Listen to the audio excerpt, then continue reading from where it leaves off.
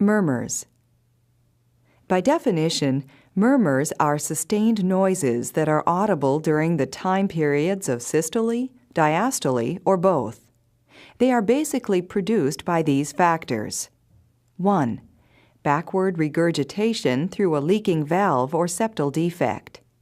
2.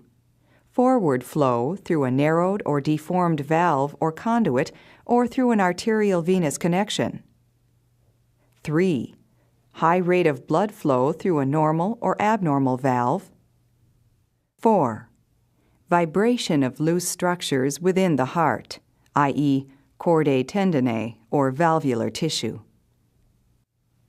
Murmurs that occur when the ventricles are contracting, that is, during systole, are referred to as systolic murmurs.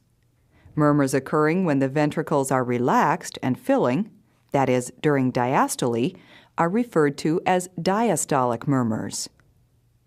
Initially, there are 6 characteristics which you should consider in murmur identification and differentiation. 1. Location, or the valve area over which the murmur is best heard. This is one clue to the origin of the murmur. Murmurs of mitral origin are usually best heard at the apex. Tricuspid murmurs at the lower left lateral sternal border, and pulmonic murmurs at base left. Aortic systolic murmurs are best heard at base right, and aortic diastolic murmurs at Erb's point, the third intercostal space to the left of the sternum. 2.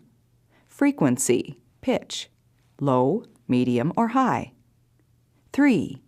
Intensity. Use the 1 to 6 grading system. 4. Quality. Blowing, harsh, rough, or rumbling. 5. Timing. Occurring during systole, diastole, or both. 6. Radiation. Areas where the sound is audible in addition to the area over which it is heard best. 2 additional characteristics may be considered as you become more adept at auscultation.